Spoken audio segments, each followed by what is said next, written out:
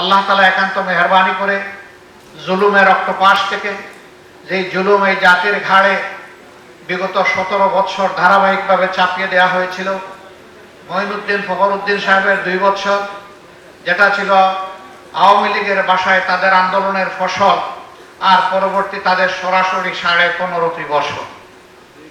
এ সময়ের ভিতরে আপনারা নিশ্চয়ই জানেন, সর্বপ্রথম আঘাতটা এসেছিল তৎকালীন বিডিআরের হেডকোয়ার্টার পিলখানায় 57 জন কমিটেড চৌকস দেশপ্রেমিক সেনা কর্মকর্তার উপর অত্যন্ত নির্মমভাবে তাদেরকে হত্যা করা হয়েছিল।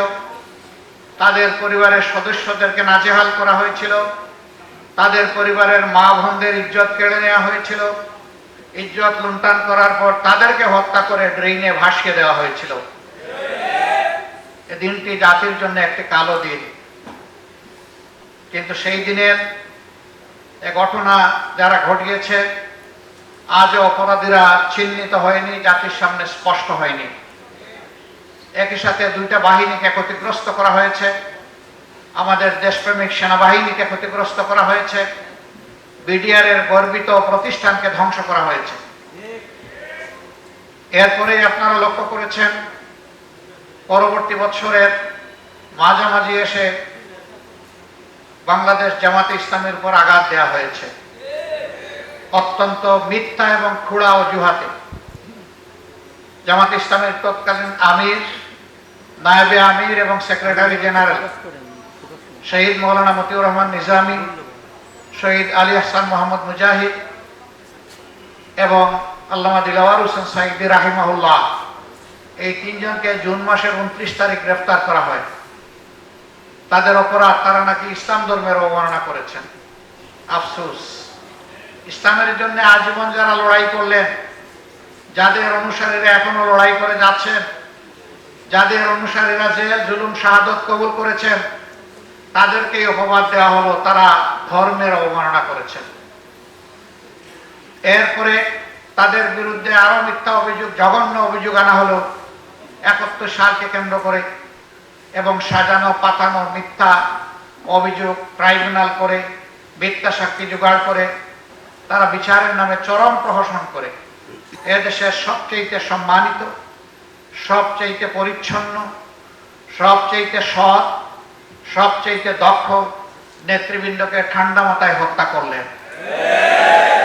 5 জনকে ফাঁসি দেওয়া হলো, 5 জন জেলের ভিতরে মর্মান্তিকভাবে তাদেরকে ধুকে ধুকে মৃত্যুর দিকে ঠেলে দেওয়া হলো। আর একজন র্যাবের অশোভন আচরণের শিকার হয়ে হসপিটালে গিয়ে দুনিয়া থেকে বিদায় নিলেন।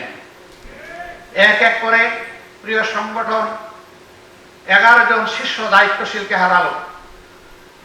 তার পাশাপাশি তাদের রক্ত পান করে তারা ক্ষান্ত হলো না, বরঞ্চ দেশের প্রত্যেকটি জনপদে আমাদের শত শত ভাই বোনকে হত্যা করা হলো। মহান মনিবের দরবারে দোয়া করি, আল্লাহ তাআলা এই জুলুমের শিকার হয়ে দুনিয়া থেকে বিদায় নেওয়া আমাদের সব কয়টি কলিজার টুকরা ভাই বোনকে মুহাক্কিক শহীদ হিসাবে কবুল করুন।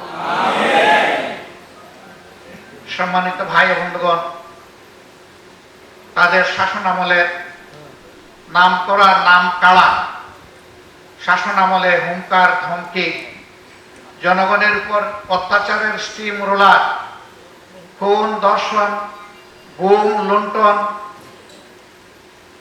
অপরাধ জগৎ তারা গড়ে তুলেছিলেন। তারা রাষ্ট্রযন্ত্রকে বিকল করে অচল করে দিয়েছিলেন, রাষ্ট্রের সবগুলা সাংবিধানিক প্রতিষ্ঠান ধ্বংস করেছিলেন।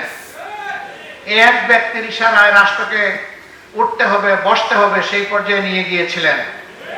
একটা দল ছাড়া সকল দলের অস্তিত্ব ধ্বংস করার জন্য উঠে পড়ে লেগেছিলেন। শুধু জামাতে ইসলামী নয়, তার সাথে অন্যান্য বিরোধী দলকে আঘাত করা হয়েছে, তাদেরও নেতা কর্মীদেরকে খুন করা হয়েছে, তাদেরও নেতা কর্মীদেরকে গুম করা হয়েছে, তাদের সম্পদের উপর আঘাত দেওয়া হয়েছে। তবে ব্যতিক্রম জামাত ইসলামী 3টা দিক থেকে। প্রথম ব্যতিক্রম হচ্ছে জামাতে ইসলামের শীর্ষ যে 11 জন নেতা 1-2 ক্রমিক থেকে 11 পর্যন্ত চলে গেলেন, এই বিপদ অন্য কোনো দলের জন্য আসেনি। দ্বিতীয় ব্যতিক্রম হচ্ছে একমাত্র দল যেই দলের নেতৃবৃন্দের ঘর বাড়ি ধ্বংস করার জন্য তৎকালীন জুলুমবাজ সরকার তারা বুলডোজার চালিয়েছিল, অন্য কারো ঘর বাড়ি ভাঙ্গার জন্য তারা বুলডোজার ব্যবহার করে নাই। তৃতীয় ব্যতিক্রম হলো ছাত্র জনতার অভূতপূর্ব এই আন্দোলনের সময় দিশাহারা হয়ে সরকার জামাত ইসলামীকে নিষিদ্ধ ঘোষণা করে এবং তার সাথে ইসলামী ছাত্র শিবিরকেও নিষিদ্ধ ঘোষণা করে। অসৎ উদ্দেশ্য নিয়ে তারা এটা করেছিল, যে এই সময় কাজ করলে জামাত ইসলামী ছাত্র শিবির বিক্ষোভে ফেটে পড়বে আর তারাও তাদের সর্বশক্তি নিয়ে আকাশ পাতাল সব দিক থেকে ঝাঁপিয়ে পড়বে। আন্দোলনের গতিপথ পরিবর্তন হয়ে যাবে, ছাত্র জনতার এই আন্দোলন ব্যর্থতায় পর্যবসিত হবে। জামাত তাদের পাতা ফাঁদে পা দেয়নি। আমরা তাদের এই চাতুর্য ধূর্ততা বুঝতে পেরেছিলাম। আমরা আল্লাহ তাআলার কাছে আশ্রয় চেয়েছিলাম, আমরা আল্লাহ তাআলার কাছে তৌফিক চেয়েছিলাম। আল্লাহ যেন এই আঘাত আমাদেরকে ধৈর্য ধরে সহ্য করার তৌফিক দান করেন। মহান রবের দরবারে শুকরিয়া আদায় করি যে কোথাও এত বড় আঘাত আসার পরে আমরা সামান্য একটা চিৎকারও দেইনি। আলহামদুলিল্লাহ, তাদের ষড়যন্ত্র ব্যর্থ হয়েছে। 26 দিনের মাথায় আমরা আবার আমাদের এই অধিকার ফিরে পেয়েছি।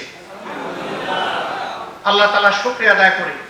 এই ফিরে পাওয়ার পরে আমরা উল্লাসে ফেটে পড়িনি, বরঞ্চ আমরা সেই মহান মুনিবের দরবারে সুজুদে নিজেদের মাথাকে আমরা নুয়ে দিয়েছিলাম, যিনি আমাদেরকে আমাদের অধিকার আমাদের কাছে ফিরিয়ে দিয়েছেন এবং আমাদের উপর যে জুলুম করা হয়েছিল সেই জুলুমের পর্দা আল্লাহ তাআলা নিজেই ছিঁড়ে ফেলেছেন।